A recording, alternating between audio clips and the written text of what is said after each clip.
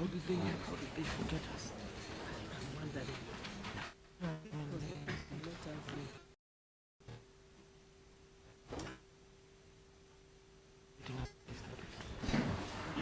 It's okay. I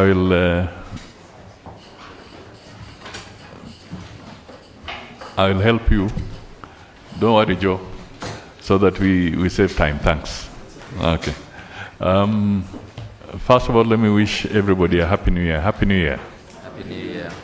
Tunamtakia mwaka mwema wa mafanikio na pia afya njema as we open up the new year. So we have an early meeting today.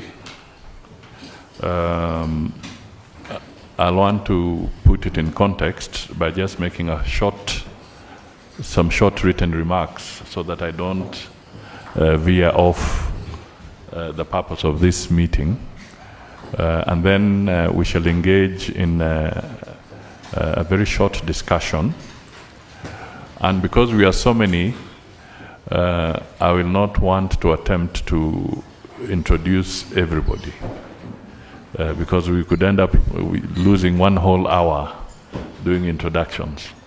So I will just acknowledge members of the private sector, those of us in government. We have my colleague ministers here. When the minister speaks, he or she can then introduce maybe one or two persons that they think are essential. We have KEPSA. Who is representing KEPSA? Who is it? My name is Doris Olutende. I'm the Public-Private Dialogue Manager representing CARO. Okay, thank you. Then we have the Kenya Association of Manufacturers. I think we have Mr. Tobias. Yes, Samia. Tobias, CEO, Kenya Association of Manufacturers. Okay. Then we have the Kenya National Chamber of Commerce and Industry. Yes, I'm here. I'm the CEO for National Chamber of Commerce. Very good. Then we have the Kenya Leather Council, Dr. Isaac Noor. Okay, thank you. And then we have the Kenya Flower Council. Okay, mentioned, but they may be in this room. Then for purpose of just quick side, I have the PS Foreign Affairs here, Dr. Singoe, the CS Treasury, Honorable Mbandi. We have Honorable Mvuria, sports, but also still handling trade and investments. We have Honorable Dwale handling matters environment and also agriculture. We have Mheshimiwa Hassan Joho handling mining and maritime, the blue economy and maritime issues. Have PS, I'm being selfish, but that's where we are. As each minister speaks, you'll raise your hand and I'll represent you. Very, very quickly make some remarks to this meeting, which I have therefore deeply honored to have this gathering of distinguished leaders from government, the private sector, and key stakeholders. Today, we stand united in pursuit of a shared goal, creating an environment where business can flourish and investment in our homeland can thrive. The renowned economist Milton Friedman, so I'll repeat that, the business of government is to facilitate business. It is imperative that we become the catalysts that ignite the engine of economic growth. This engine is powered by the private sector. Today's deliberations are a call to action. We as a government know very well that the private sector is not just a partner processing leather goods. These are the people who fuel our nation's prosperity. Our role is to clear and light up their path and not obstruct it. As we reflect on the ease and cost of doing business in Kenya, let us be frank in identifying the bottlenecks. We know that excessive bureaucracy, outdated regulations, and inefficiency. This meeting is therefore an opportunity for those of you in the private sector to tell us where the shoe pinches. First, we must address the regularity and bureaucratic frameworks that stifle innovation and investment. How can we create a regulatory environment that promotes? Third, we must tackle corruption head-on, ensuring that transparency becomes the norm and not the exception. The private dialogue. History has shown us that meaningful progress can only be achieved when government a future that is in Kenya's national interest. There is the often quoted African proverb, which you all know. If you want to go fast, go alone. If you want to go far, go together. Term prosperity.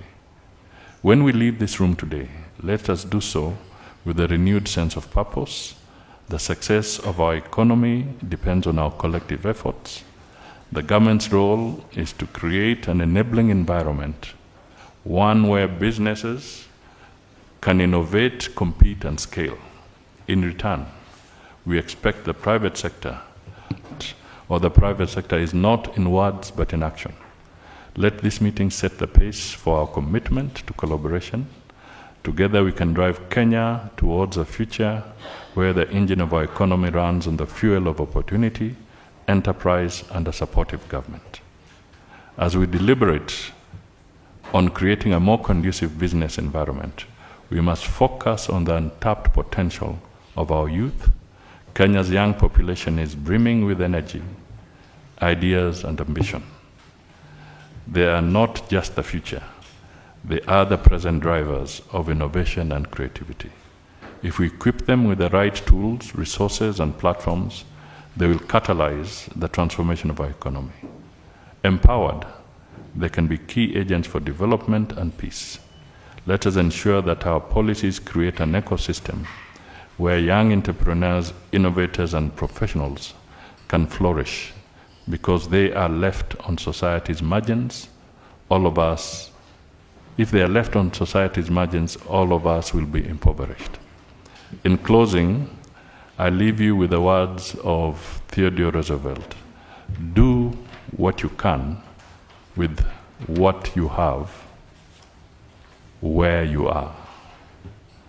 This philosophy aligns with a whole of systems approach, which calls for harmonizing our efforts between government and the private sector, as well as across all sectors, institutions, and disciplines.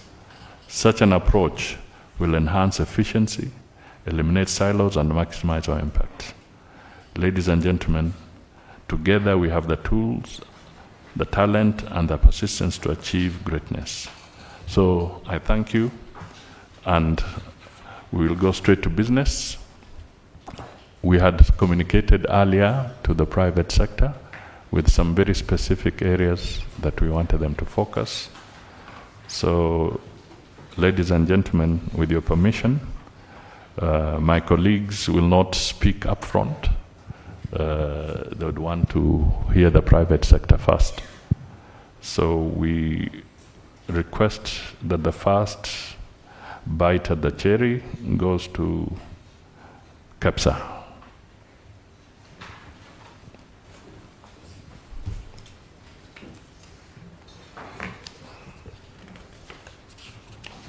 Thank you, Sam.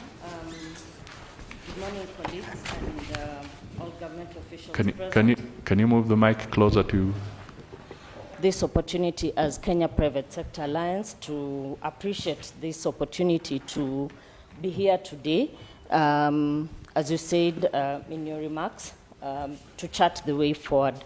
How is it possible that we can, if possible, attain an improved, enhanced private sector business environment? And so we are honored to be here today, and we wish to make remarks that will be cross-cutting, taking into account that we are also flanked here today by some of our members, KM, Kenya National Chamber of Commerce. And so we will be touching on just the cross-cutting issues while we let our members delve into the sector-specific issues. First on the list, I think we wish to bring forth the issue about the licenses and permits, and this is with regard to the non-rationalization of the issuance of various permits and licenses and the requirements that go with that exercise.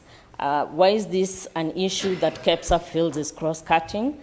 This is because there is a discrepancy between the licensing and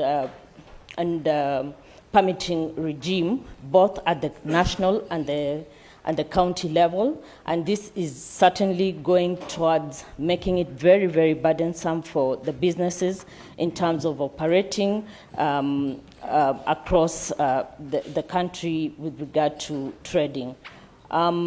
We then are recommending that a specific exercise be undertaken to just review the licenses, existing licenses and permits that go with them. So to speak, a guillotine exercise that will then ascertain what needs to be simplified, what needs to be done away with, what is duplicative, and so needs to be collapsed with the other that is already in existence. And so, if possible, we would want the private sector represented in this exercise, fully represented, to ensure that they inform the exercise and that to the extent possible, the licensing regime then becomes as light as possible to the traders, to the business community.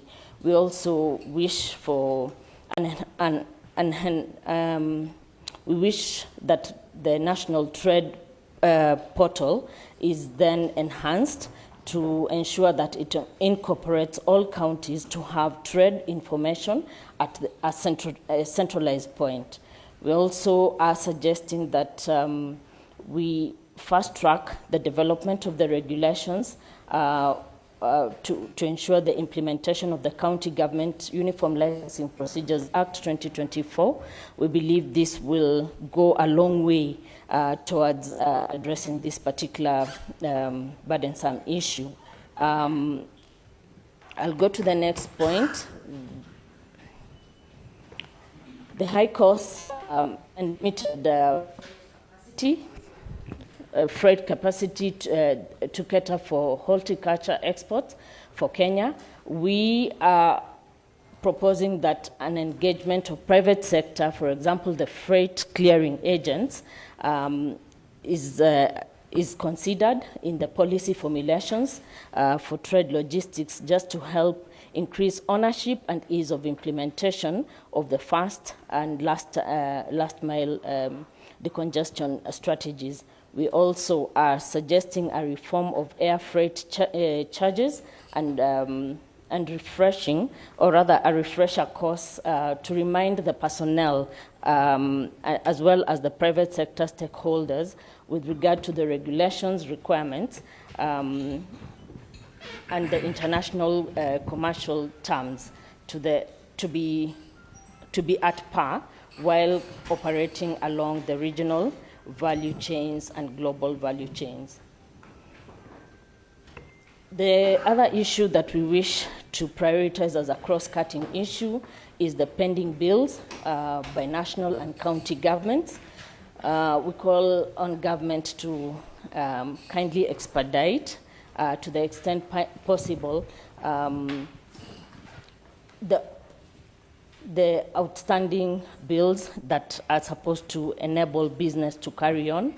We know very well that if we are targeting the manufacturing sector, for example, to enhance the investment climate in our country and the trade scenario in our country, they rely quite a bit on loans, and if we have a number of non-performing loans recurring on their end, it also then has a ripple effect on the finance sector, who are equally private sector. So we're calling on on government to have that resolved at the earliest possible.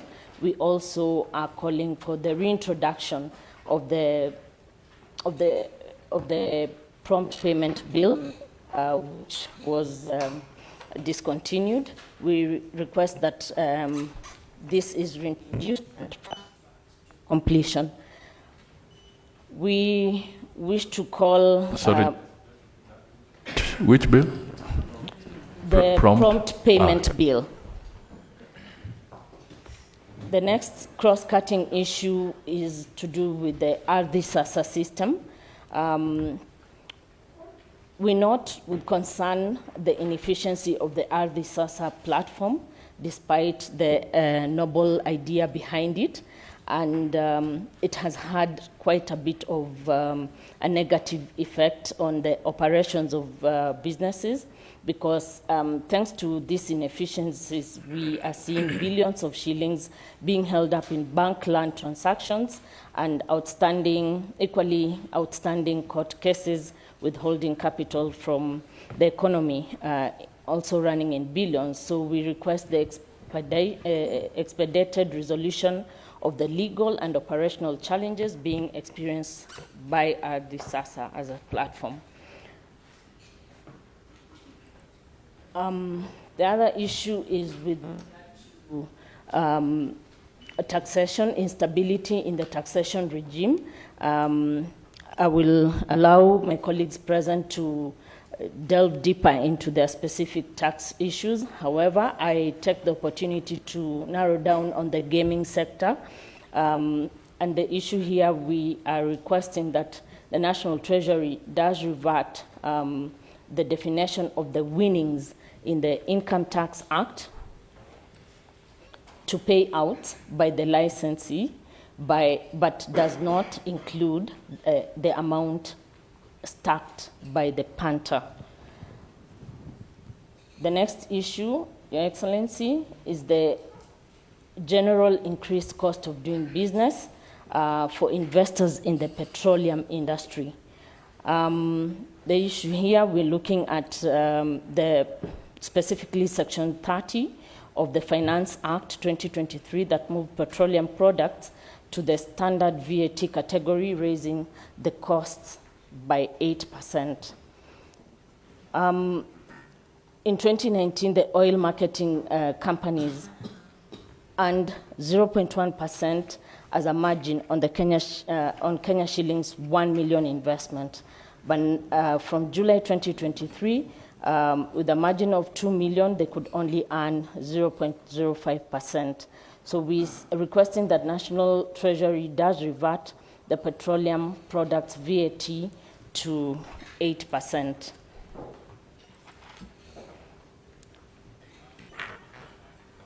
We're also looking at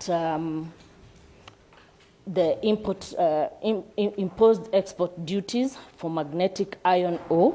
My colleague Tobias will go deeper into that, and so I'll pass on that. We go to the next cross-cutting issue, which is to do with the single window downtime and fees that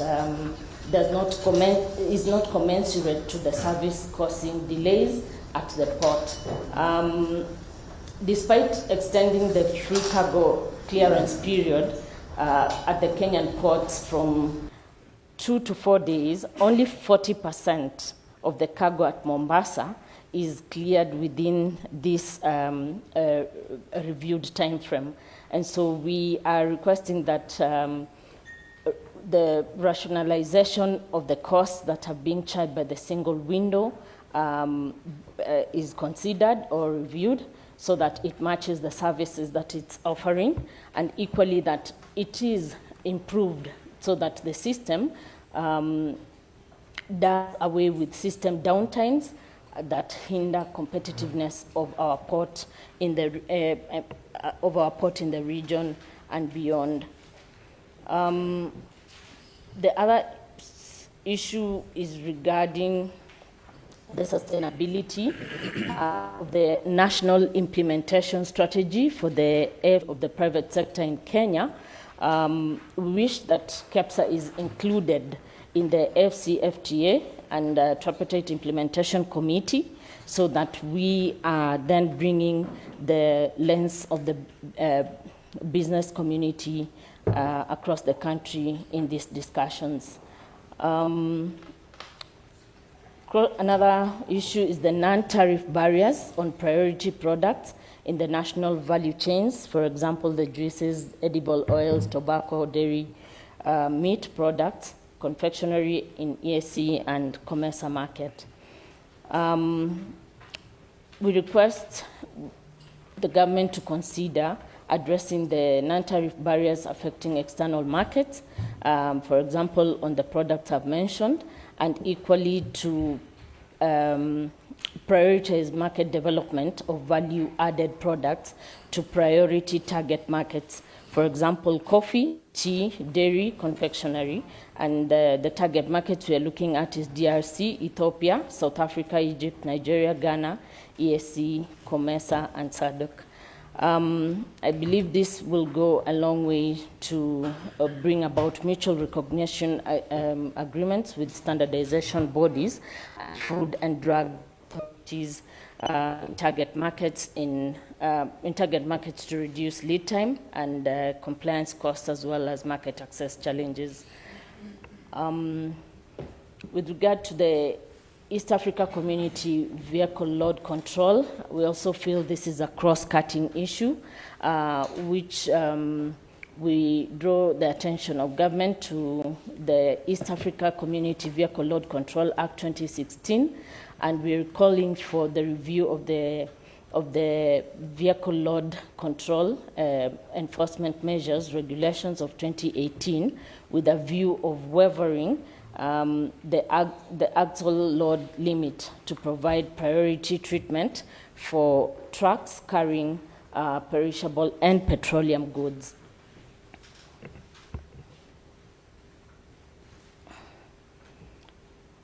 Illicit trade, counterfeits, and grey trade and diminished consumer protection. You'll agree with me all that this is a very critical issue with regard to trade and the quality of trade in our country. We're calling for the establishment of a team to monitor the counterfeits, grey goods, and illicit trade to inform policy around administrative actions to mitigate the same. We also wish for the formulation and implementation of the illicit index across sectors to assist in data formulation towards protecting the Kenyan and EAC grown industries. We are proposing that we have the government facilitate the engagement with Parliament. Your office facilitated the engagement with Parliament with regard to fast-tracking the ratification of the amendment of Article 24.2 of the EAC Customs Union Protocol on the formulation of the EAC Trade Remedies Committee. We also are looking at the export promotion levy as a cross-cutting issue. We propose that to limit the levy to instances where the items sought to be imported can be sufficiently sourced locally. We see clause 70 of the Finance Act 2023 amended the Miscellaneous Fees and Levies Act to introduce the Export in Promotion Levies. The Customs Control Management Act provides for import duty, which addresses the intention of this new proposal. So with this, Your Excellency, I submit. I believe with ongoing discussion to explore further. Thank you, Madam. That's good. I believe we'll get the written submission as well, because I had requested for it in my note that other than a quick presentation, we'll need the submission. So we move quickly to the next. If we can try and do it in 3 minutes, because you're going to give us the submission. So flesh out what you think is, as we said, where the shoe pinches most. And then the rest we will look at in the written submission. So Tobias.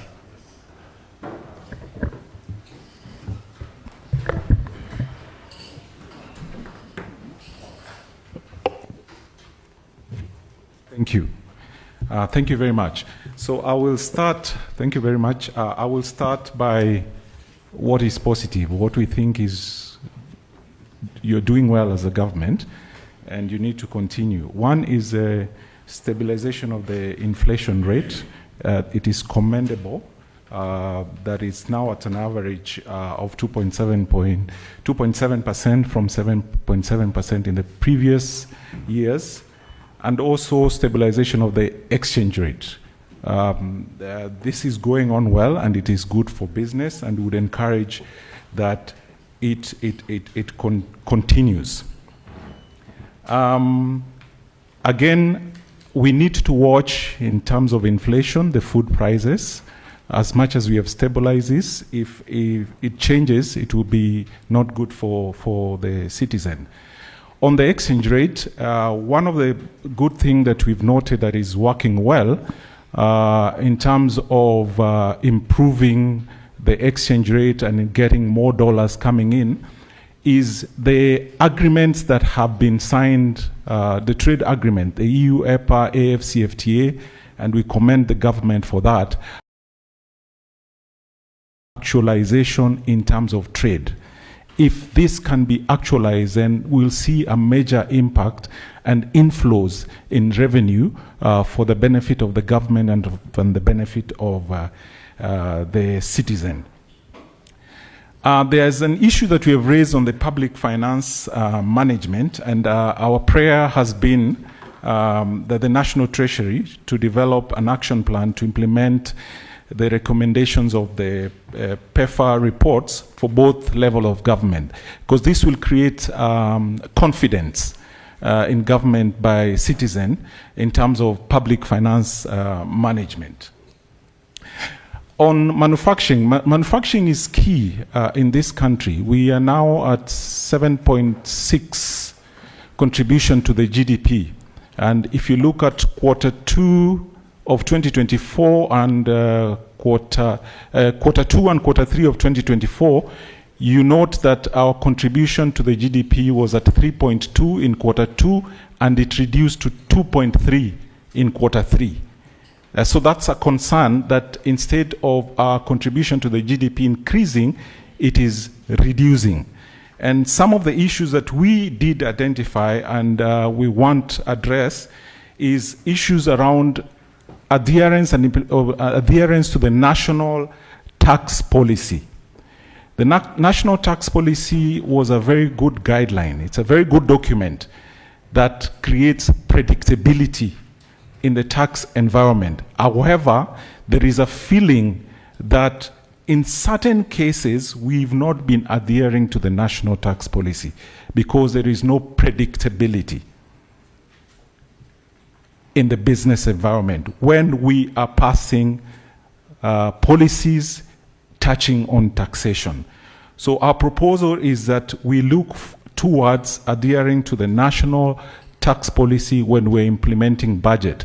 And one of the areas on the national tax policies indicates that when you are passing a taxation law, you need to review the implication of the previous laws that was passed on taxation.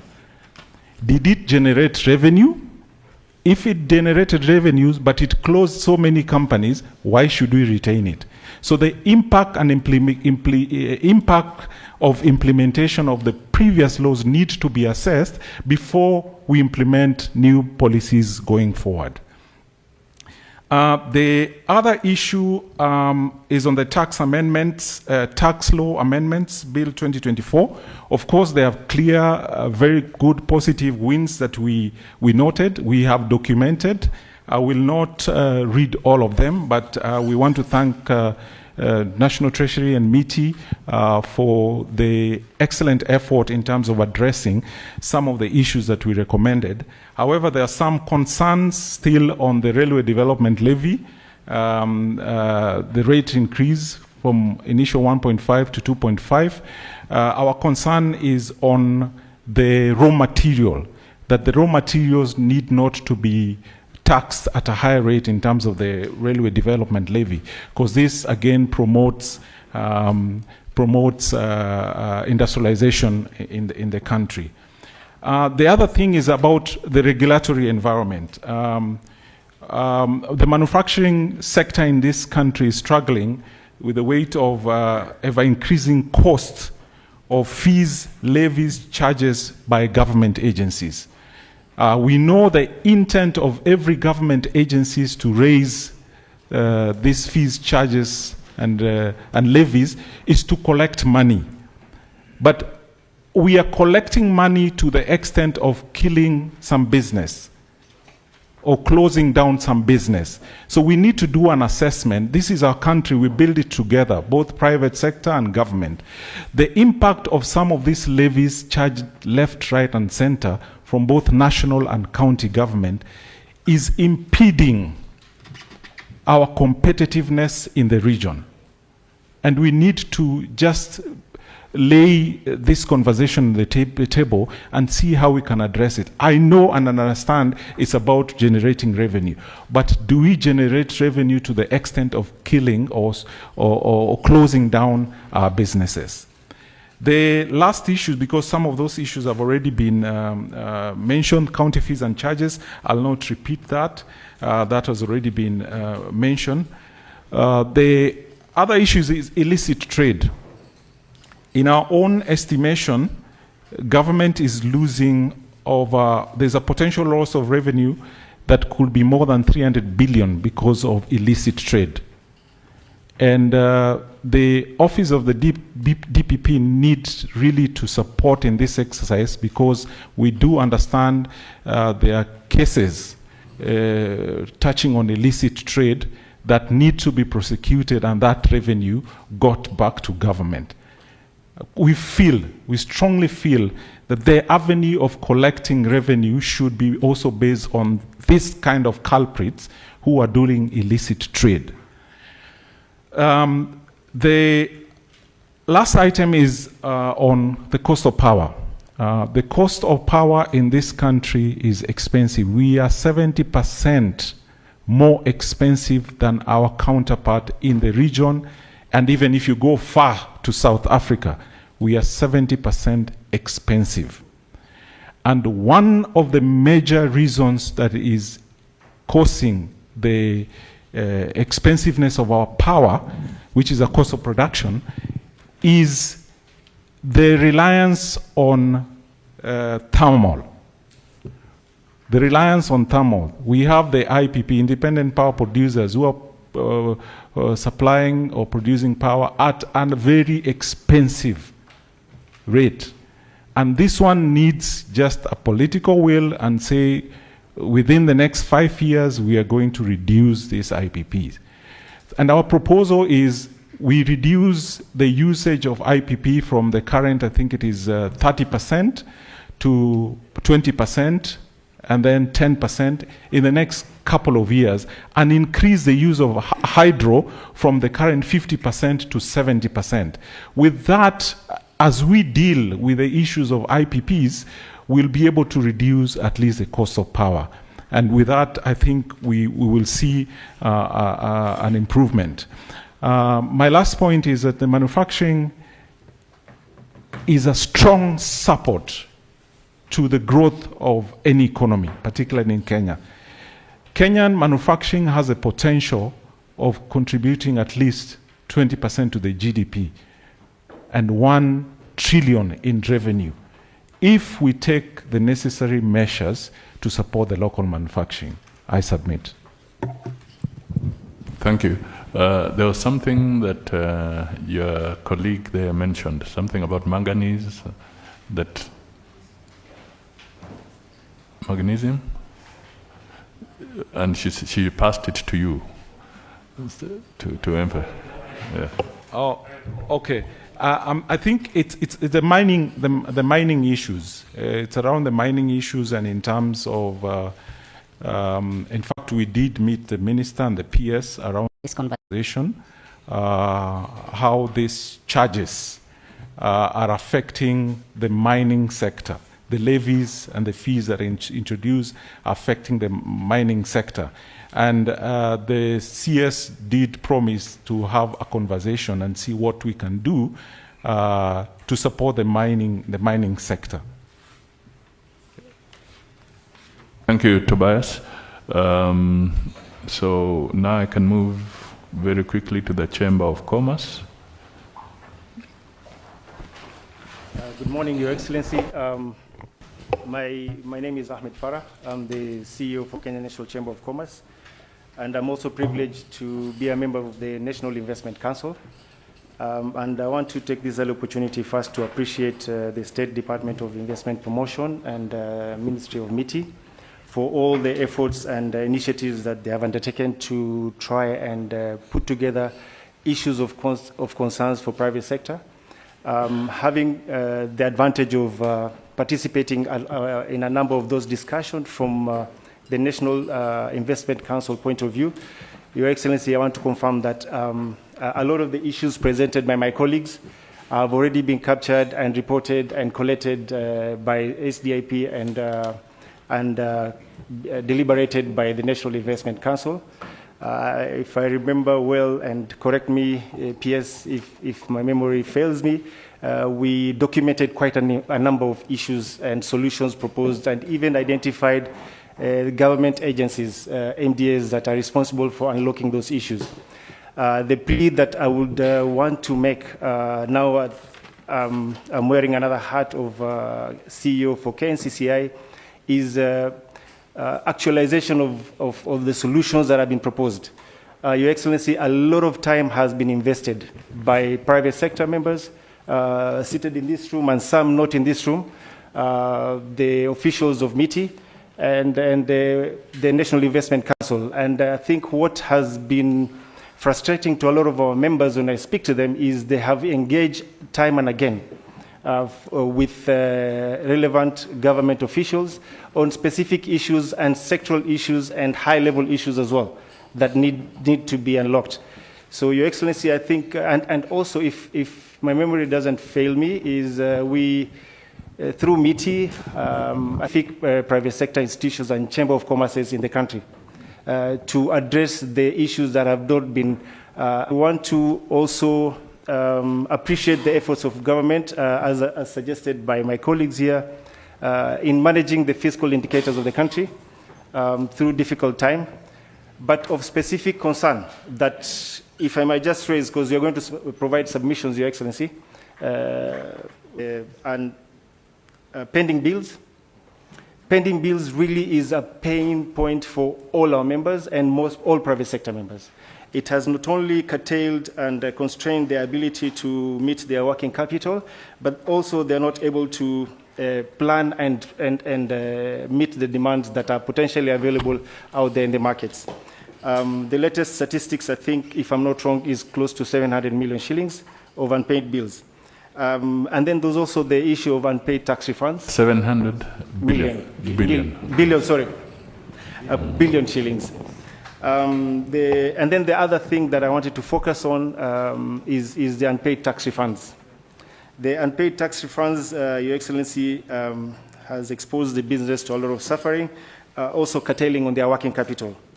At this point in time, again, I think the numbers have changed a bit, but as I was given the statistics, it was standing at 16.3 billion. That's owed to businesses by Kenya Revenue Authority as of October 2023. 83% of the tax refunds claims are under the VAT. The cost of energy is specific, multiplicity and duplicity of taxes, environment for businesses.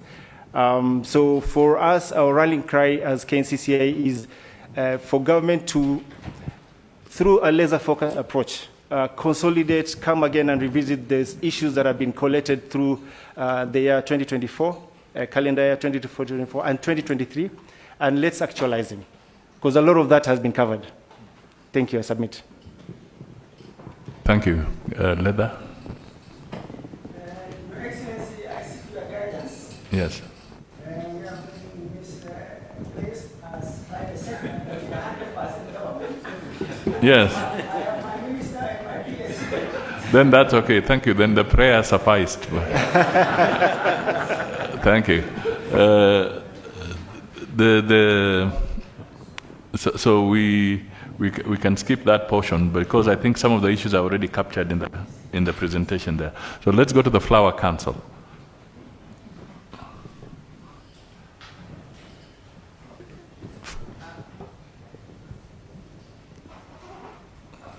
Good morning once again. Catherine Mukoko, Chief Operations Officer, Kenya Flower Council. Just like many people tend to think Kenya Flower Council, just a small introduction of who Kenya Flower Council is. People tend to think that we are government, but we belong to this country. So the KFC is a business membership organization for the floriculture industry and those who feed into the flower supply chain, formed in 1996, and we represent over 80% of the flower growers and exporters in the country. And our work is to advocate for and promote interest of Kenya's floriculture industry locally and internationally. But in most cases, all our market is international. So positioning of the flower industry in Kenya, just a few facts. We are ranked among the top 5 growers of cut flowers in the world. It was Colombia, Ecuador, then Kenya. Ethiopia is coming up very fast. If we are not careful, they are going to remove us from position 3 because they are position 4. So we need to look at that. Currently, the flower sector has over 200,000 skilled and unskilled workers, 1 million indirect employment through services.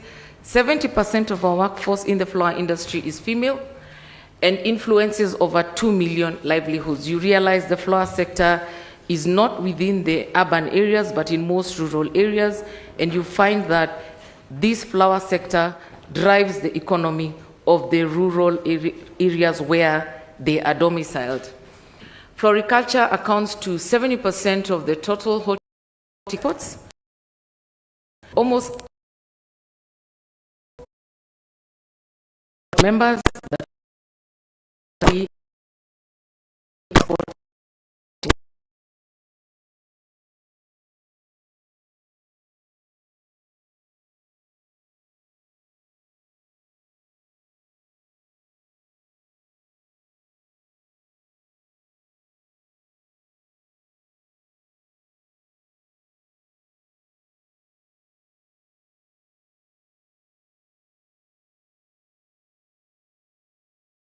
include the UAE, China, Asia, Australia, and we supply to over 60 destinations worldwide.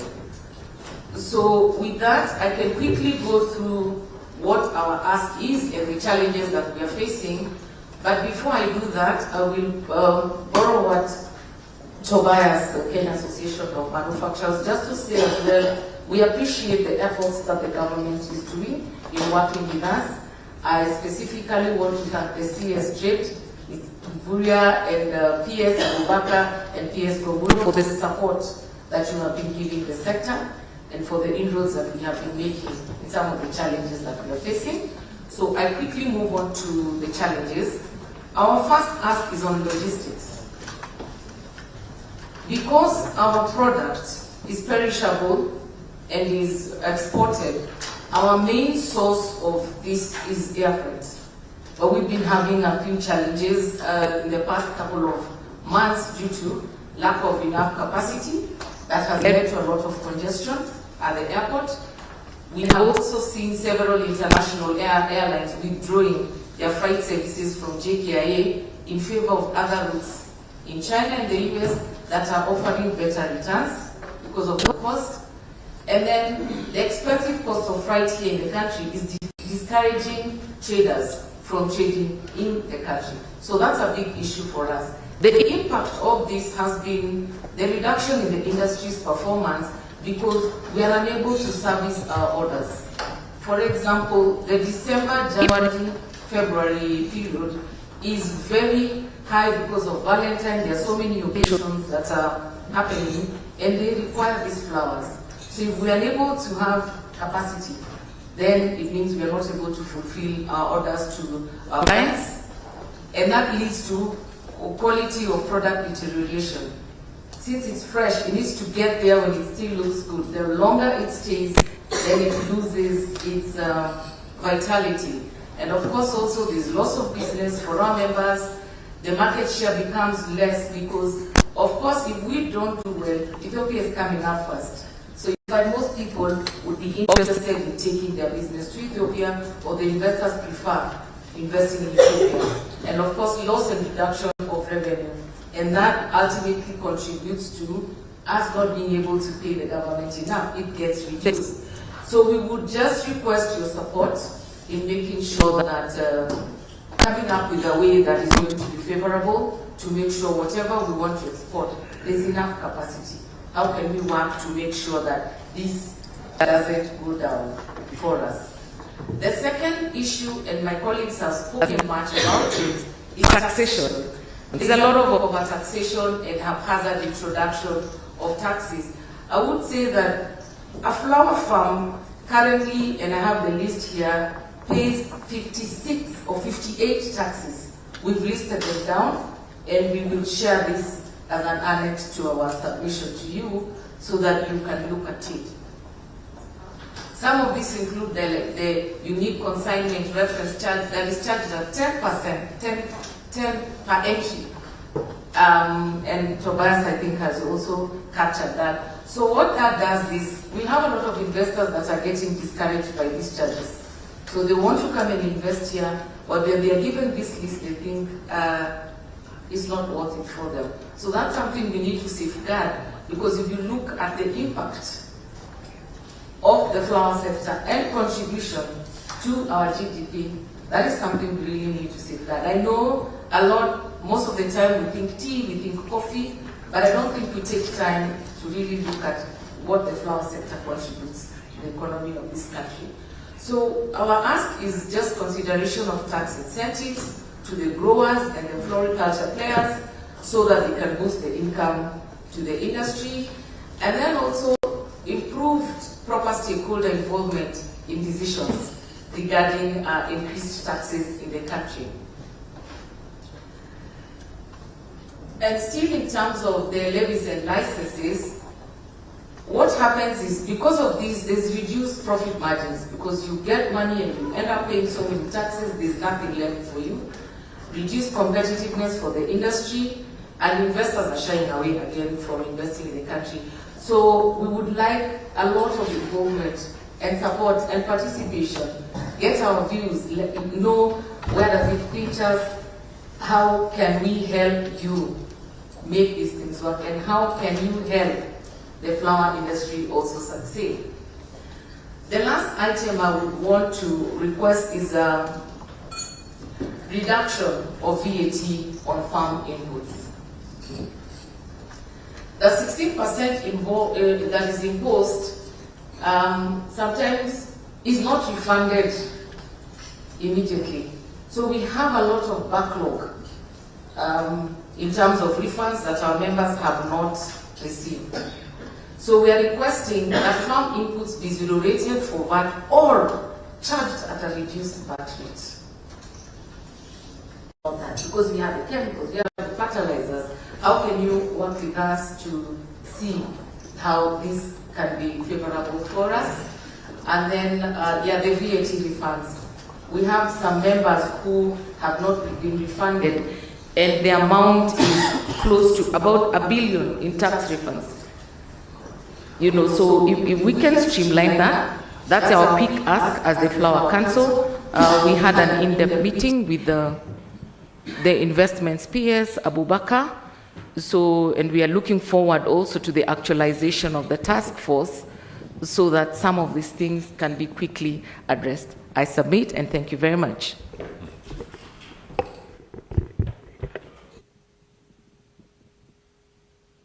Oh, is it on? Okay, thank you. Thank you very much, and you are going to do the written submission on that. So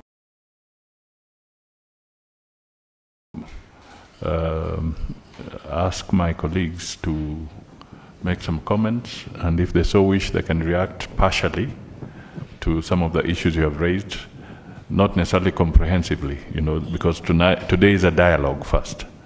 We need to have that clear understanding. I think I should start with the Treasury, although most of the issues are Treasury. I don't know whether I should start there, or I should start with the others and we close with Treasury. I think I have a point to make. Yes. Order. Yes. I think, Your Excellency, I think in the future, it's good that the private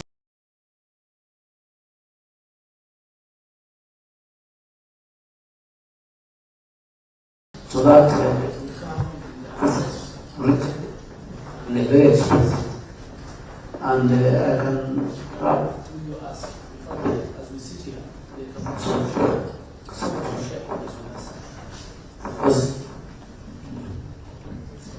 yeah, so share the copies with us. That's better way of doing it. We are seeing it, we are hearing it for the first time. We need to digest the areas that we touch. They can say something, but that should be the rule. We will still have the mic. You have your team with you. I can see some of them. Maybe your agriculture team as well. In Kampala, we have the DG NEMA. We have the CEO of the council. I was wondering why he was in the government.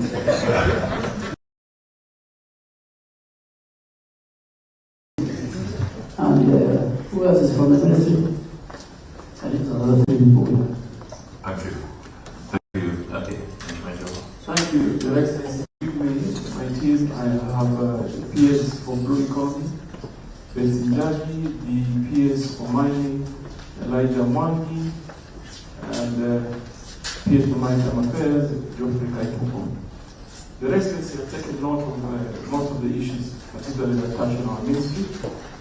And like they reported, we have been engaging, and we want to continue to engage, because some of the regulations that have been formed have a specific purpose, particularly in the area of promoting manufacturing. And I give you a particular example of magnetite iron ore for exports.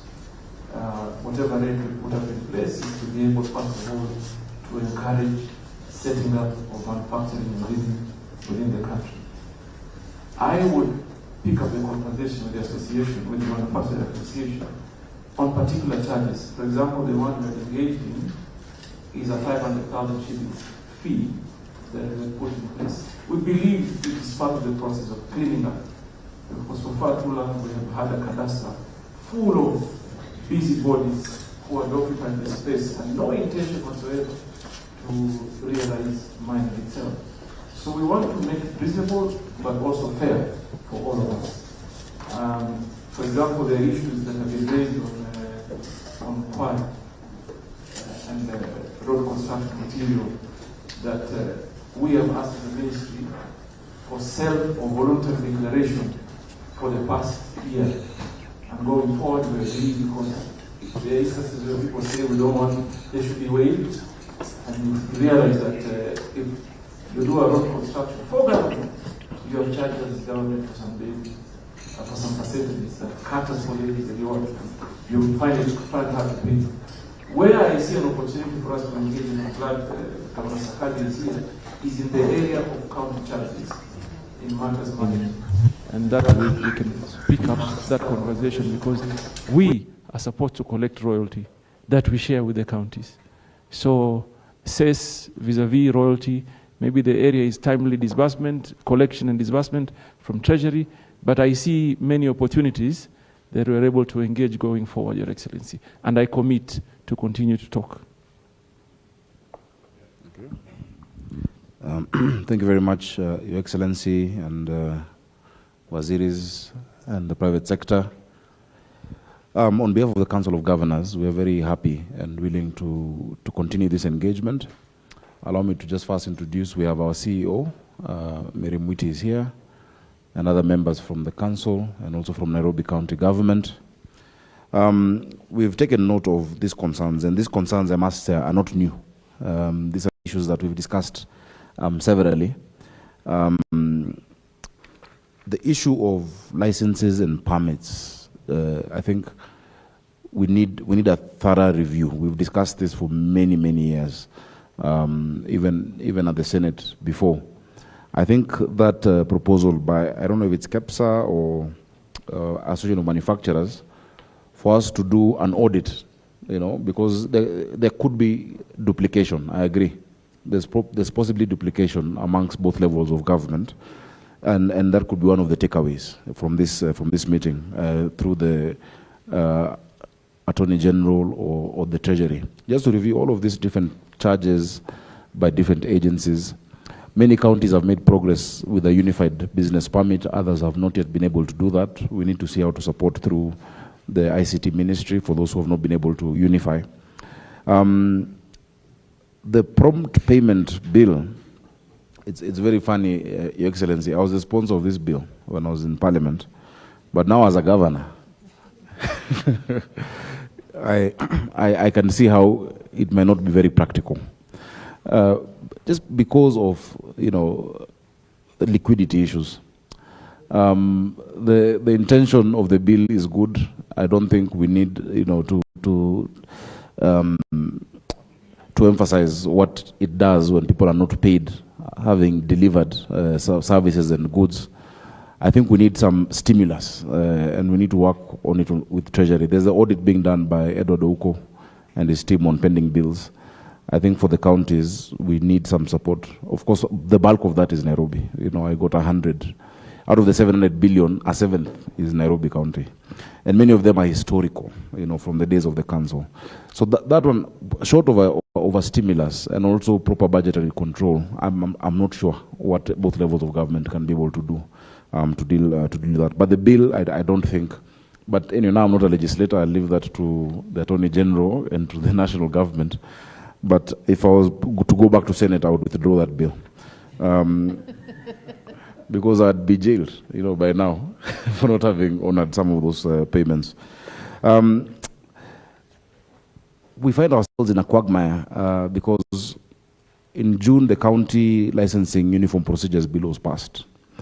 But there are regulations that are supposed to be put in place. I know we're working together with the Ministry of Trade to look at the regulations, but it is not a panacea to the issues, because all it addresses is the procedure of how to come up with licenses, of how to license.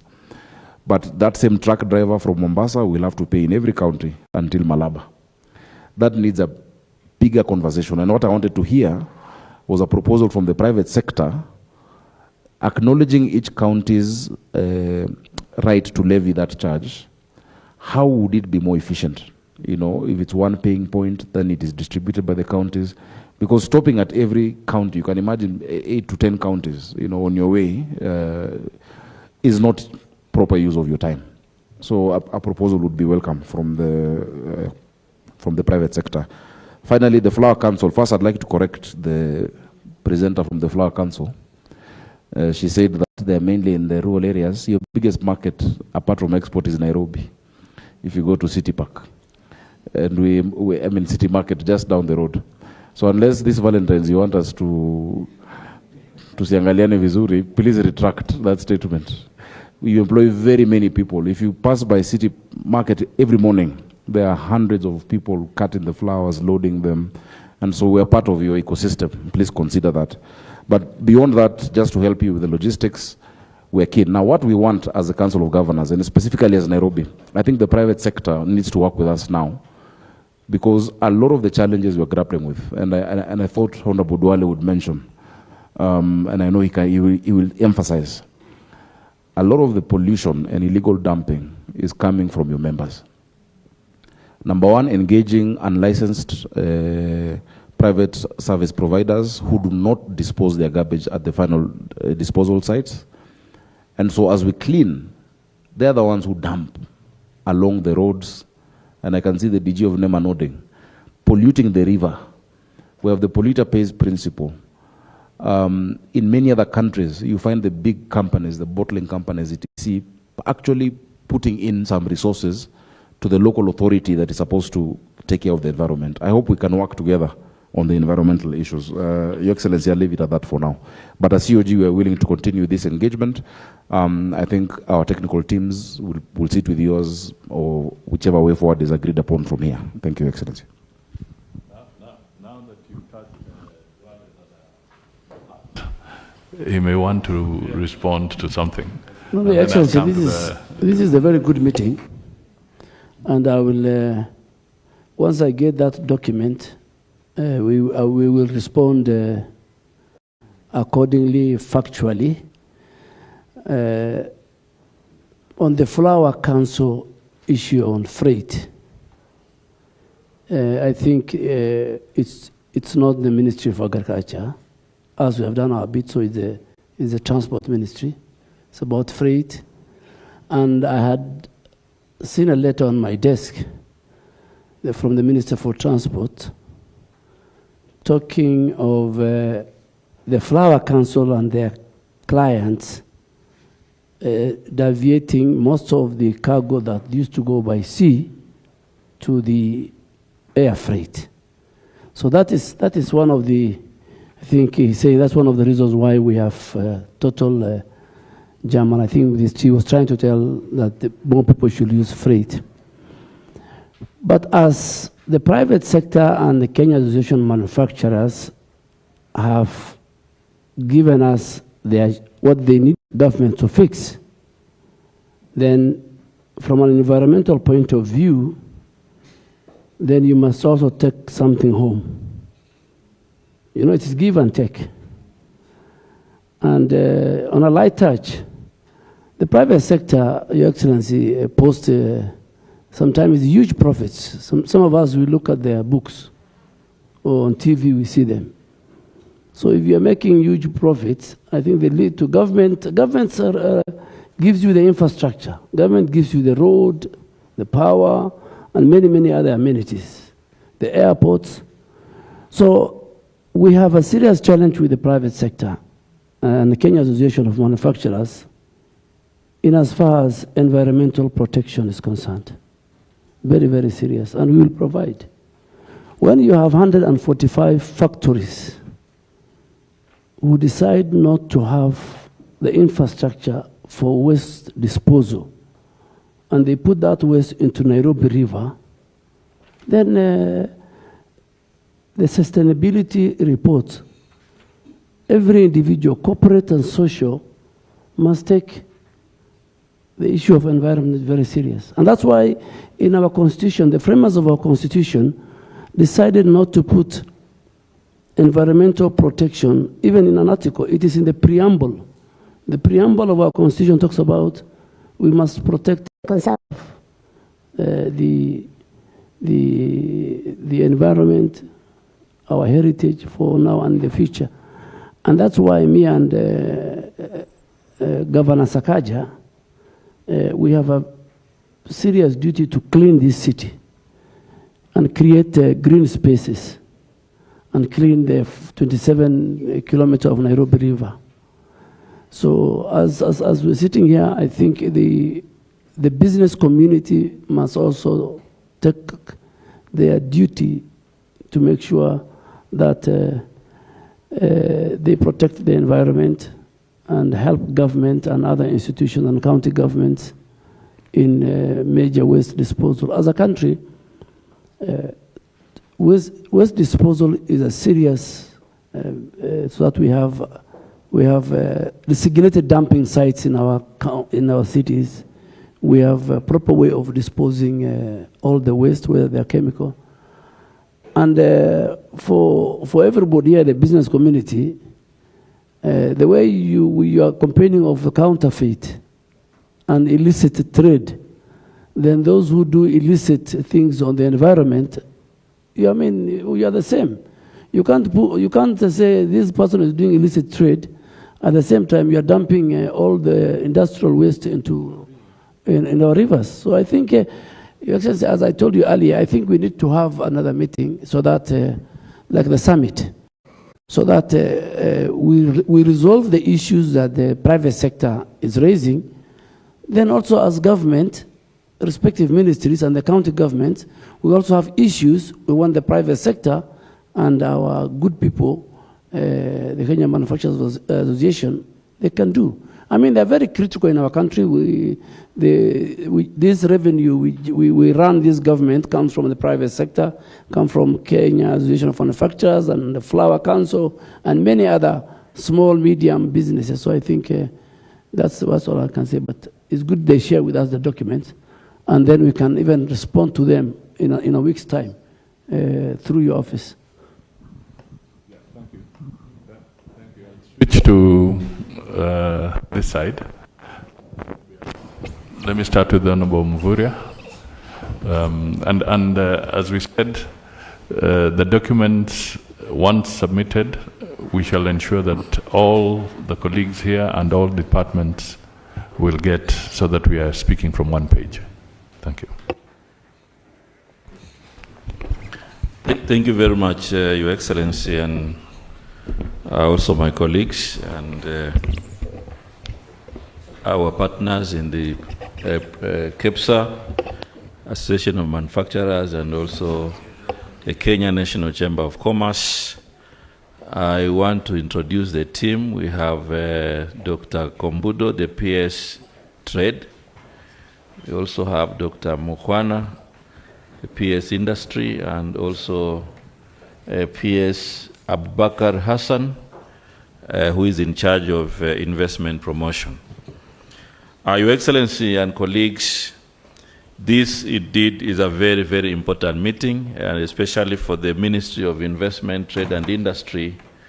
This is really a meeting that we have been looking for, where we have the other ministries also listening to the private sector, because the goal of the Ministry of Investment is to ensure that we inspire both foreign direct investment and also domestic direct investment, but more importantly also inculcate a culture of having a conducive and a friendly business environment. And in pursuit of these objectives, since the 23rd of September 2024, we have been running a series of public participation with the private sector, basically also to get some of the key issues that are impeding business, but also impeding investments in our country. And as a result of that, we have been able to work with the National Treasury, because we identified a number of issues. Some of them have been repeated here. And in our classification, there were issues that required policy formulation. There were issues that required legislative intervention, and others that required just administrative action, like the issues of bureaucracy in terms of dealing with business and investment documents. So, Your Excellency, as a result of that, already we have the business amendment laws which have been passed, which have also been worked very closely with the tax laws, because the issue of tax regime and predictability was very key, and part of it has been dealt with in those laws. But I also want to inform the meeting, Your Excellency, we have 5 other bills which are in draft. They have been taken through public participation, and they are on their way to the cabinet to deal with some of the issues that have been raised here. However, Your Excellency, when we met again with the private sector on the 18th of December, we realized also there were issues beyond what they had raised. And one of the key issues is the issue of the regulations and levies, and these are areas where the investors and the private sector felt, even though now they can plan, with some of the interventions we've done in the law, in the area of levies, which comes with many agencies in government. They felt that because of the importance of the issues that they raised that time, we agreed that they lead a task force because the levies are across board, and some of the levies are not harmful to business, but now they would identify those that are impeding to business. So this task force is actually supposed to take effect now. It is led by the private sector. The two PSS, the PS Trade and PS Investments, are members of that team. Then we have KEPSA, we have the Kenya Association of Manufacturers, we also have the Kenya National Chambers of Commerce and Industry, we have the Horticulture Crop Development Authority, the American Chamber of Commerce, the British Chamber of Commerce, Retail Traders Association of Kenya, the Kenya Bankers Association, and also the European Business Council. And basically, Your Excellency, we had agreed on a very tight time frame which they were going to work on, and also very specific recommendations that would be relevant for government to intervene, and basically to see how, we are going to provide guidance across board on how we deal with these matters. So I'm sure the members will be convening soon, so that then you can roll out some of the areas that we had agreed. But more importantly, Your Excellency, this meeting is also opportune, and I'm sure from this meeting there will be key inputs, from across government on how some of the matters will be dealt with. So I think as a ministry, we still remain open to engage and commit to ensure that we promote that kind of facilitation. I know there are issues that have been raised across board on matters that to do with the agreements we have made, the AFC, FTA, the tripartite free trade area agreement, and also other areas within the East Africa community, which also provide us an opportunity to refine, especially those that require intervention in the face of non-tariff barriers, but more importantly also areas that other countries are also raising, and other countries are also, putting levies which affect the private sector in Kenya. I think that is also an area that going forward is an area we can also look at. But more importantly, I think, Your Excellency, as I conclude, is just to reiterate that this is a whole government approach, and it requires this kind of intervention so that we can be able to address the matters. We have a bill also in Senate which is going to be addressing part of the issues, because the Business Amendment Law was amending 18 acts of Parliament, but it was split. Part of it is in the Senate, and part of it was passed in the National Assembly. So I would wish just to stop at that, but also mention, just to revisit an issue. I think there's an issue, Governor Sakaja, which is an opportunity to work together with the ministry.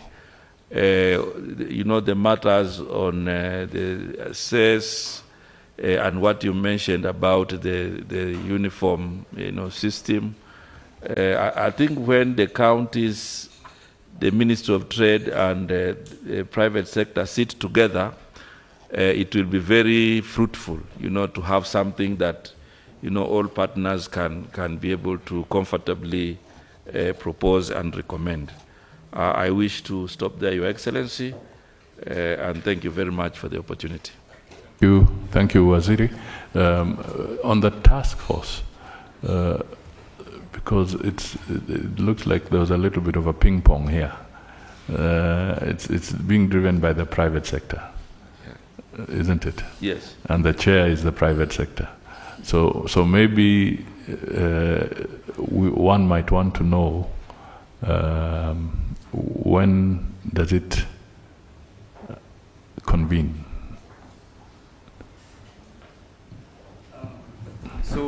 Your Excellency, we're in consultation with the the private sector organizations here and those in the task force, and liaising with the PSs mentioned that sit in the task force. But the commitment that we had given was within this month of January, we should be launched and commence the engagements. And the target is we're looking at the week of 20th. Okay. Yeah. And the Minister? Yes, we're being launched by His Excellency Waziri. Okay, yeah. Good. Thanks. With your indulgence, just one issue. There's something about the East African community. Because the Minister is not here, if you don't mind, I give Dubat 2 minutes to flag out some issues before I come to the AG and Treasury. Yeah, but Your Excellency, just to point out, the COG is not in that task force, not represented. I think you need to include the Council of Governors. Yeah.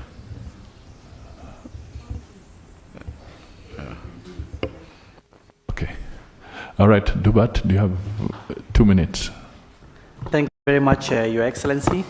I represent my Minister for EAC, ASALs and Regional Development. First of all, I'd like to take this opportunity to thank you and also the private sector for giving us a platform to engage. Mine starts with an ask of the private sector that the Republic of Kenya and the government invests heavily in our membership and commitments under the East African community, with the objective of creating a very big platform and a market for yourselves. And the largest beneficiaries are basically the private sector. So as a ministry and as a government, we would like to encourage the private sector to take advantage of that membership, especially the new markets that have joined in, the Democratic Republic of Congo, the Republic of South Sudan, and the Federal Republic of Somalia, so that we can increase our space and our share of intra-EAC trade. That is the first one. Your Excellency, I've seen there are around 3 issues, unless I've missed some, that have been raised. I'd like to say something about them very quickly. One of them is the non-tariff barriers.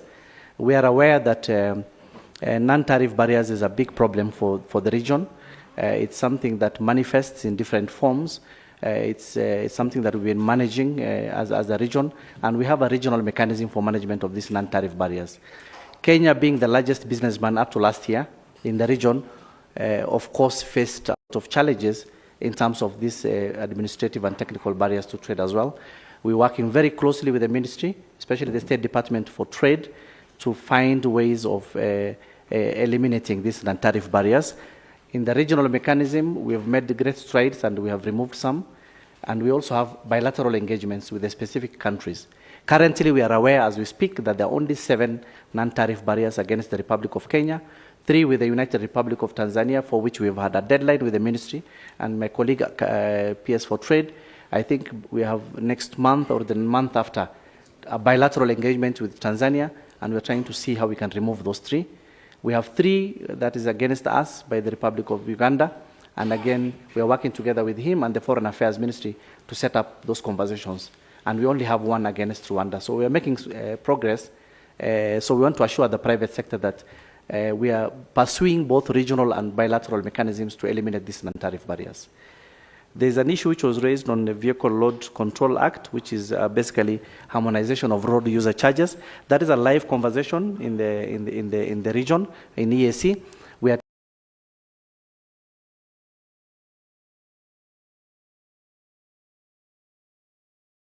We've had a challenge with Burundi and Rwanda as a smaller country, saying that you cannot use distance and dollar rate, which is $10 per 100 kilometers, because their countries are small. That conversation is ongoing. We've given ourselves as Council of Ministers until June this year to resolve that matter, so that's not a matter that. But currently, as we speak, we are using commensurates, and I think there should be no problem from the private sector in that space. And finally, on counterfeit, I've had someone mention, I think it was Kepsa. What can we do as a region on the space of counterfeit? I would like to assure them that we have an anti-counterfeit policy and bill that is under development currently and discussion in the region, and we are moving towards the elimination of the same. If there are any other issues that we'll pick up from the document once it comes, as a ministry, we shall respond comprehensively to the private sector. Thank you, Your Excellency. I hope they can opt you into the task force so that those issues are, yeah. Thank you. That will be appreciated, Your Excellency, and will add value. And the Council of Governors. Okay. So I think that's done. Treasury. Oh, you wanted to go first? Because I think his is, yeah, if you think yours is shorter, his will be long. I suspect yours will be long. Your Excellency, sir, thank you for inviting us to this meeting. I'm here with the Honorable Solicitor General, Mr. Mose, and he's there. We don't have much to say because we are a facilitative department of the government, and we are seized with the mandate of advising the government on policy, regulation, legislation, agreements, contracts, and convention, and to support government policy. I think all I can say now is, as the Office of the Attorney General, we are ready to support the government in these areas, but more so, one of the initiatives that we have is the Public Participation Act, which we think is very important because it will deal with issues of duplication, harmonization, justification of legislation, policy, regulation, impact, and predictability. And once it is introduced into Parliament, we hope that every sector will come up with regulations to line with the Public Participation Act, which is just a guide. And that would touch on many of the issues that have been raised here. Otherwise, we are ready and willing to support the government and the private sector in all they do as regards our mandate. Thank you. Okay, Treasury. Thank you. Sorry. You, AG, we can you can raise the issue with the DPP that there are some cases, yeah, which may be lingering. So maybe that.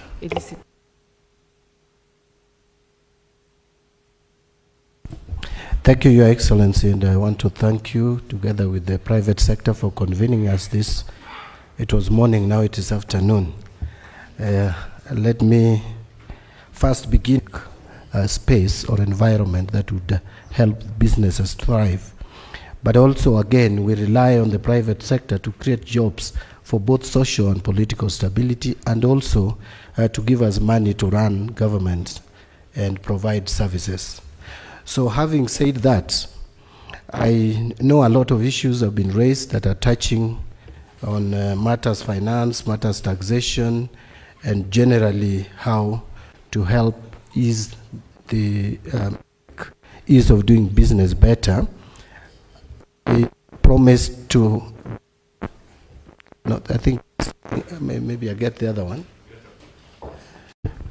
Yeah, I promise you to have one-on-one engagement on these specific issues after this, together with my team, to see if there could be some improvements to be made, which I believe there are. But allow me just to point out a few issues that have been raised from the floor, beginning with the issue of pending bills. And I think it has been talked about largely by both KEPSA and also the Chamber of Commerce. It is a fact, Your Excellency, that one of the critical challenges that we are facing as a government today is largely to do with the liquidity in the economy, and which is attributed largely to the government's difficulty by the government to honor its obligations to those who provide goods and services to the government. All the other fundamentals, as have been mentioned, work very well. We appreciate that inflation is low. It's now 3%, the latest data, which is still fairly low. There are others like Forex. We have 4.9 months cover in terms of reserves, which is one of the highest. I think the highest in the history. We have comfort with our exports showing signs of improving. The shilling has stabilized, many other fundamentals. But then you hear complaints about this liquidity. So the pending bills, for us to address it, Your Excellency, under this the government is dealing with is first to deal with the budget. It's not about prompt payment bill. I also want to agree with Sakaja. You can bring as many legislations as you want, but if you don't deal with the root cause of the pending bills, you will not sort out the problem. We have the law in place that says you cannot make any payment until you pay the pending bills. First charge, they form the first charge, but that is not respected. And you can't drag all government officers to jail. So the starting point will be to deal with the pending bill at the budgeting stage. And this should not just be a national government effort. COG, counties must stop over-projecting on-source revenue. National government must stop over-projecting revenue collection. Then we become realistic in our budget, and then we will solve this problem. The bills are amounting, the ones that were submitted to Uku committee is about 663 billion shillings.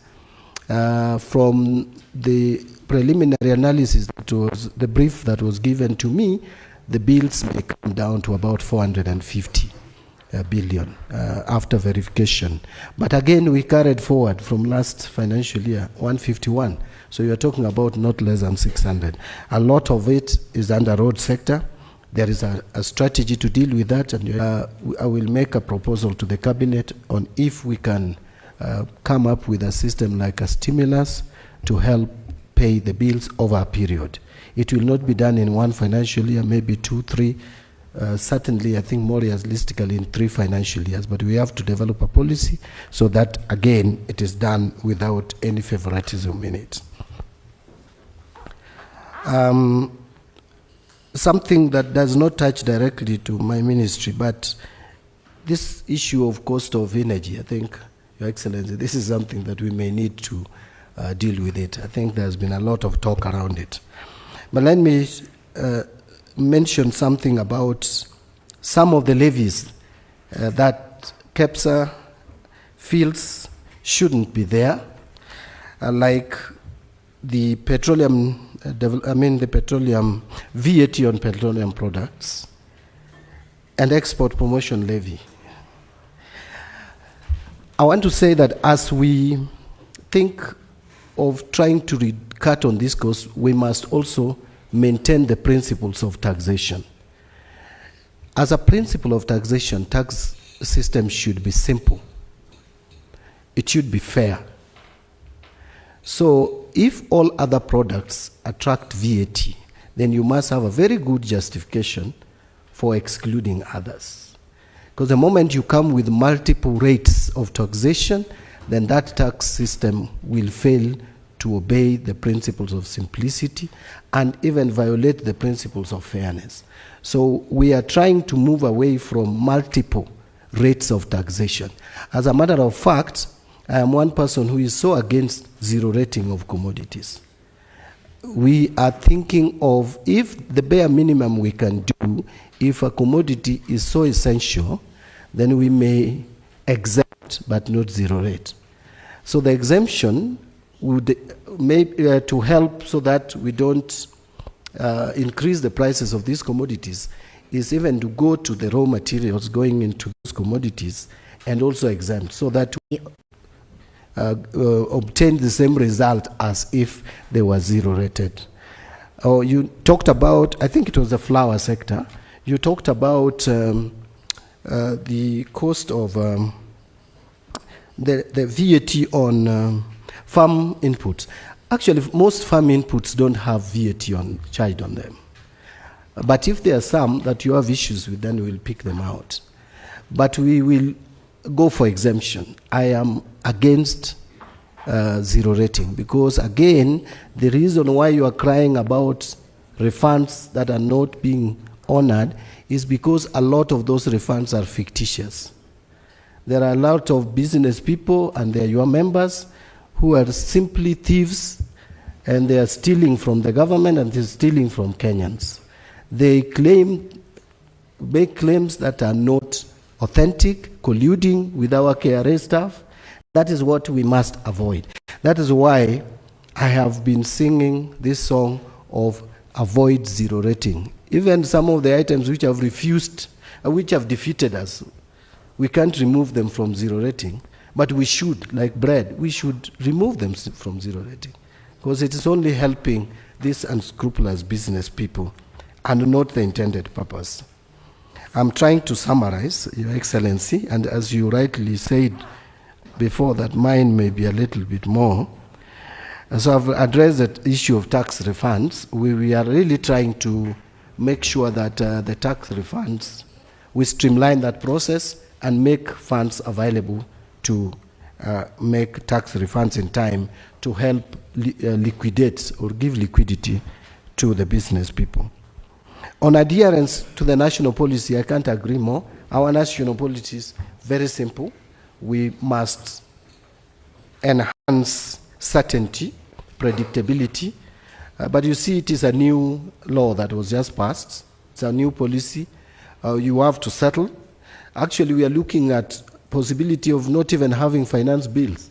We really don't have to have finance bills every year, because if we have agreed on a predictable way of financing our budgets, we'll just be preparing budgets based on a known, definite, and certain and predictable tax system. Again, RDL, I actually mentioned that we need to be fair and harmonize. If you look at import development, it was a different percentage. This one is a different percentage. We want to harmonize the percentages. And again, you see this RDL actually was reduced in 2023. I don't know the reason why behind it. It was probably not necessary. But this is a conversation that we need to engage in. I think I've addressed the haphazard introduction of taxes.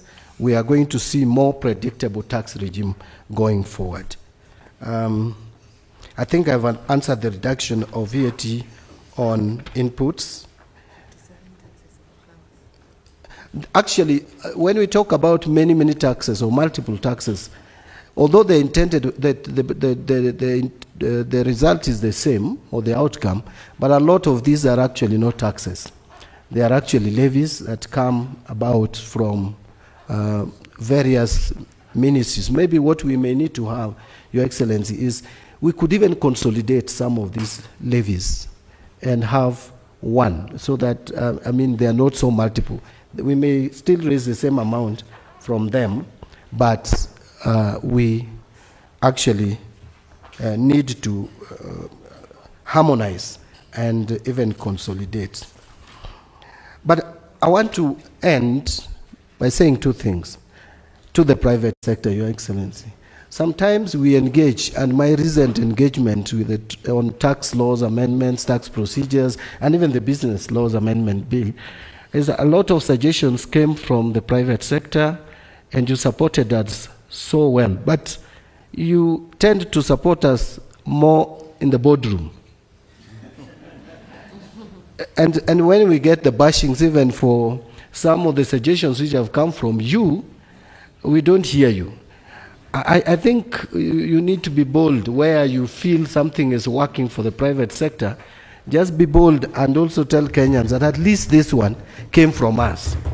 So that we don't carry the burden of things that you have suggested to us. But now when we are told that we are making changes haphazardly, then you are also quiet. So I hope that that partnership going forward will be realized.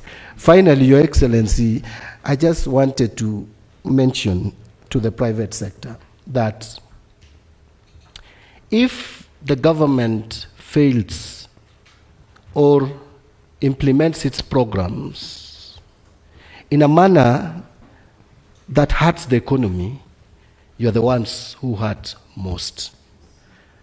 We are all in this. If we are borrowing so much from the domestic market, you are the sufferers because you will not get money to do your business.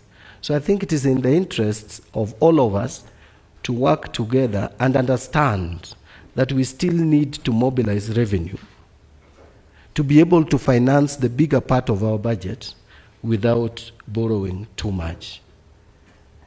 Your Excellency, if you allow me, you know, apart, yes, we can say that things seems to be working well, that we are seeing light at the end of the tunnel. But there are also still serious and gray areas. I will tell you that 2027, we have a Eurobond to pay. $900 million US to pay. If we don't come up with a strategy early enough to address that, and we reach 2027 with that uncertainty, obviously we'll go back to a worse state than last year, January, because the shilling will just lose ground completely, and we may not recover. So you find 2027, we have the 900, almost $1 billion US to pay, and that you must pay. It's a bullet payment. The following year, we have $1 billion US again to pay. At least from 2028, you have a breathing space to 2021, which is just about 2 years, to pay 1.5. And then the following 2034, we have 1.2. The only space we have is from 2034 to 2048.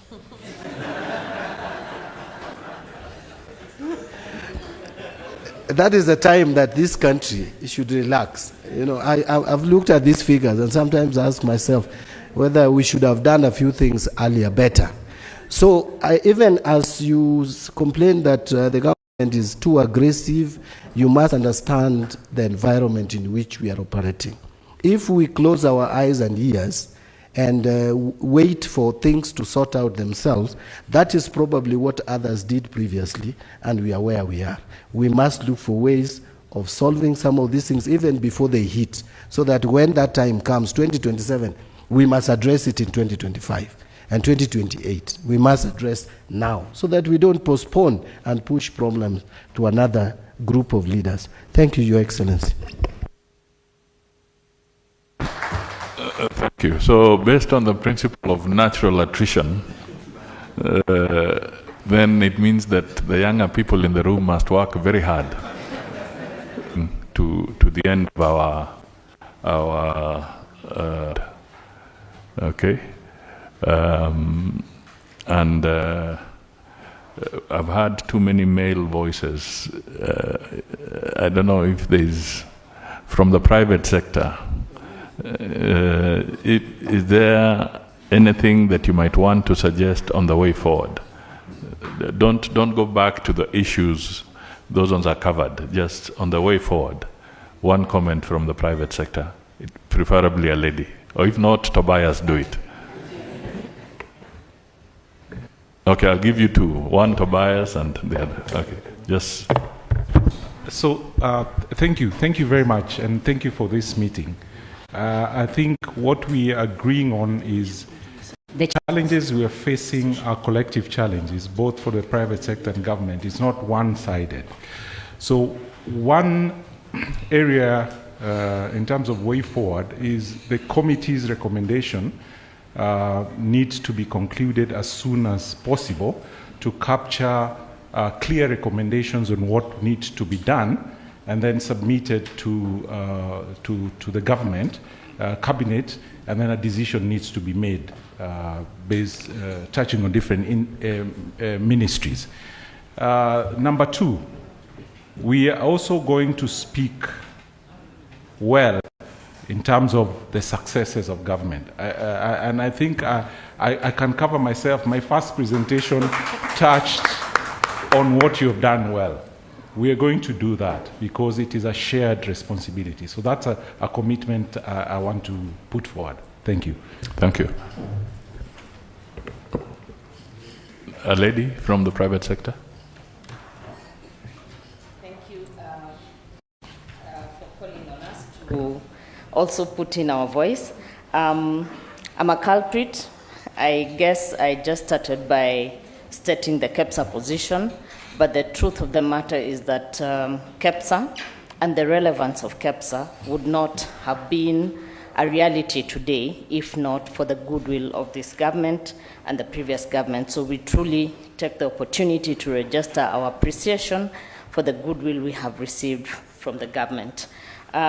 We also, as a way forward, would want to appreciate the open door and the welcome that we have received from the different CSs that have spoken, including the commitment from the AG. We do not take that lightly, and we do intend to certainly take full advantage of that, of the offers that have been extended to us for the benefit of the private sector. And as it has been stated, this is a mutual relationship. Whatever we are able to accomplish here is for both the good of both parties around the table. So we will engage in the different dialogue platforms available, extended to KEPSA and its members and the private sector in general. But of specific interest here today, I think the statement made by Governor Sakaja, I think the outcry about the licenses and the levies and the cess is something we certainly need to roll up our sleeves for. And I wish to commit that KEPSA is very, very keen to provide any form of support and information data as well that can go towards cleaning up that space. We also truly appreciate the support from CS Mvurya and the PSs. It feels like we are working together, and we will continue working together. Thank you very much for your able leadership, all of you. Thank you. Chamber of Commerce, you want to? Yes, Your Excellency, thank you very much. I want to also reconfirm our commitment as private sector to work very closely with government to create a favorable business environment. We do know and believe that we only have one country. And as CS well elaborated, the facts on our face is that if government does not do well, we will definitely have no environment to participate in. So we will continue working very closely with government to see how we can unlock the bottlenecks the businesses are facing. We do appreciate the challenges the government is facing. Some and majority of them could be even outside the control of government. But since we're in this space together, I think our intention and drive as private sector is to see how we can not only just make our environment attractive, but also position Kenya in the international global market as a preferred investment destination, and also our products to be competitive in international markets. We have quite a number of bilateral agreements, as highlighted by CS for MITI. But the onus is us as business and private sector to take advantage of the pathway that has been created by government. So this is a demonstration of a partnership that can only lead to a better Kenya for the older ones that might not live to see the window that has highlighted by CS, where it is going to be free of the payments for Eurobond. But Your Excellency, allow me to also take this opportunity as a demonstration of the commitment to work with government. Kenya National Chamber of Commerce was honored and privileged to win the opportunity to host the World Chamber Federation Africa Global Summit that will be held between 9th and 11th in the month of April. It's the first time that is going to be held in Africa, and Kenya has been privileged to be the one to be the pioneer. We are working very closely with the Ministry of Investment, Trade and Industry and Ministry of Foreign Affairs and other relevant ministries through a leadership that has been structured, that has put together government. The event is looking at bringing in over 4,500 delegates from over 70 countries to showcase opportunities for trade and investments in Africa. So, Your Excellency, I believe this is an opportunity for us to continue demonstrating partnership between government and private sector to demonstrate and showcase not only Kenya as a frontier for investments and trade, but Africa at large. Thank you very much. Thank you. Council of Governors, way forward. We're just taking that, and we have a secretariat team. It's recording all this. Thank you. I think mine is just to emphasize the need for us to all work together, and really for the private sector to get used to working with counties. the gentleman who just spoke is hosting 4,500 people in Nairobi, I suppose, and I'm hearing it now. And, you know, I think the approach that has been taken by the national and county governments, that we're all serving the same people, should really translate to also us in the private sector. We're willing to crack that nut of the levies. We've grappled with it for far too long. A solution must be found without taking away the right. You know, Chapter 12 of the Constitution is clear that consumption taxes and, you know, such are the purview of the national government, but the counties must levy certain charges. So we're willing to have a team within COG as well, either within this task force, the relevant subcommittee. Today I'm just representing the chair. I'm not in that subcommittee of trade, to be able to look into it. Secondly, also as Nairobi, if you allow me, Your Excellency, we're willing to engage. A lot of you have your members in the city. We've met with your local branches, the KEPSA Nairobi, Association of Manufacturers Nairobi branch. I think at the higher level, we'll also be willing to engage. For PS Dubat, one of the points that we had in our presentation as COG is the lack of involvement of counties in negotiation of these treaties. Make many of our counties, especially border counties, not know what the protocols within East Africa are that they can take advantage of, you know, in many areas, including agriculture. So I think we just need a closer engagement, both levels and also with the private sector. So thank you so much for convening us, Your Excellency. All right. There is something around the legislation. There are several pieces of legislation. I have both the AG and Madam Aurelia. Maybe a comment, and the AG will, how we can fast track some of those things. Okay, thank you very much, Your Excellency. We've actually captured a number of legislative proposals, areas that needs amendments and areas that needs to be reworked. And I actually wanted to request, because a number of issues that have been raised touches on policy, regulatory, legislative, that us being the ones coordinating legislative initiatives, we can be also included in the task force so that we work together. Okay. Yeah, thank you. Thank you. Waziri is here, but Kombundo, you have the EPA. And whatever, you want to quickly say something on the way forward, very quickly, 2 minutes. Thank you very much, Excellency.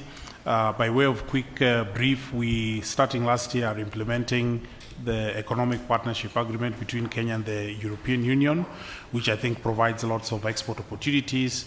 We are doing lots of sensitization together with the Association of Manufacturers, the Kenya Private Sector Alliance, and also some of the other agencies, together with COG. We'll be in Kisumu on Friday, and we've done several other towns.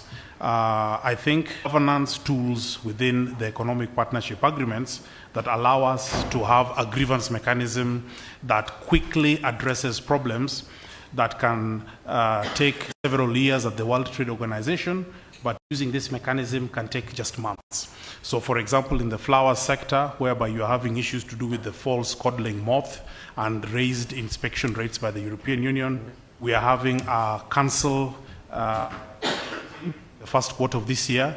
So all the issues that your exporting partners have in any of the 27 countries can be quickly addressed using this council meeting that is coming up in this quarter. Excellency, we are also pleased that we are on the final procedures for implementing the economic partnership agreement between us and the United Arab Emirates, which is a $450 billion economy, very good for horticulture, very good for meat exports, very good for services exports, and this also shall provide good opportunities for the private sector. The specific opportunities that I would like to also mention to the private sector is that we shall be having domestic advisory groups for these trade agreements, and that also then provides some leadership opportunities around that. In summary, we'd like to encourage the private sector to continue participating in our joint trade committees that we convene on a bilateral basis. This helps us to sort out problems that exist on a bilateral basis. When Tanzania, for example, put a blockade on export of Kenyan tea, we used that mechanism to solve that within about 2 weeks. We are having one with China in the coming months and several other countries as well. Thank you very much, Excellency. Thank you. All right, now my colleagues, unless there's somebody burning, because as I rise here, we are closing. Okay, okay. And then you can also wrap up your portion. No, I have nothing really to add or useful to add, Your Excellency. I just forgot something very important that I didn't introduce my team. I came also with my PS, James Muhati, who is a PS for economic planning. I don't know whether there is any other, thank you, James. Is there DG Mwenda is here? Yeah, but I don't see him. Yes. Okay. Thank you. Thank you. Just that, Your Excellency. Thank you. Thank you. You go with you, and then Mheshimiwa Joho. I think mine is just to speak on the reforms in NEMA, because NEMA works with the private sector and Kenya Association of Manufacturers. I think NEMA has automated its license services. We have established a one-stop licensing at NEMA headquarters. That's one thing. And then all applications of NEMA and online. You can check the status of your license online and see where it is. We have also reduced the statutory timelines when you apply for a license, particularly for low-risk projects. They can be processed within 5 days. For high-risk projects, will take time. All payments of NEMA are on e-citizen, I think, which is a government policy. And we have attached an officer to be based at Ken Invest to help investors understand the regulatory framework of. But there's something that good news for government and the private sector, the extended producer responsibility. That law is in place. So if you pollute Nairobi River or anywhere, then January, Parliament has adopted, the AG has gazetted, it's now the law, and please, extended producer responsibility on the environment is now a statutory and a legal requirement. Thank you, Chair. Okay. All right. So the way forward is that we must familiarize. They say the ignorance is no defense in law. I suppose that's the message you're sending. Okay. AG? Nothing much to add, Your Excellency, but our office, guided by the Solicitor General and PS Rono, are working very closely.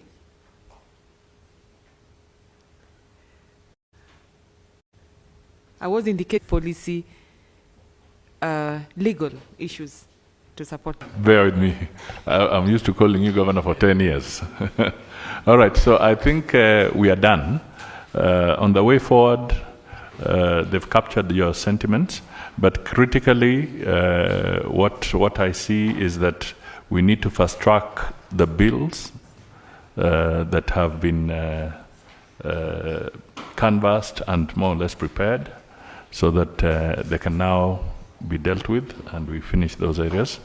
Then the private sector, we shall get your written submission, and it would be important for the Secretariat that is taking the notes that everybody gets a copy of all those submissions from the different areas so that they can respond. And I would also like to encourage the private sector and the various government departments. You've listened. Where you think you can shorten our lead time, please engage the ministries at this point in time. And let us do a lot presenting the budget statement and all that. We have cleaned up a lot of the issues so that whatever is left, he cleans out during that cycle. So we have really, we should have done a lot of these things by April, so that you can actually streamline them and put them into the system appropriately. What we will do also, the Secretariat will develop a matrix on the issues, and it will also be circulated and shared with you, indicating an action point from who, and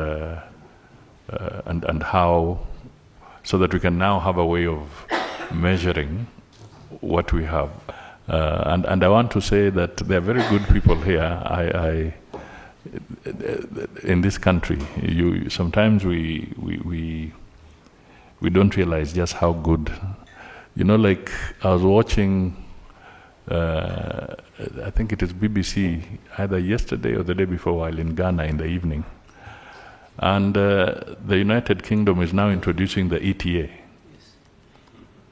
Some of you may have watched it. Now, you Kenyans are already ahead. You already have the ETA rolling. And here is now a developed nation chasing after you to try and introduce the ETA. So I know there's a lot of potential in some refreshment by my people. Participants, with your permission, are invited for light refreshment, and this will be somewhere on the left. You'll be guided by our staff. There's a room on the same floor on the other wing. Thank you.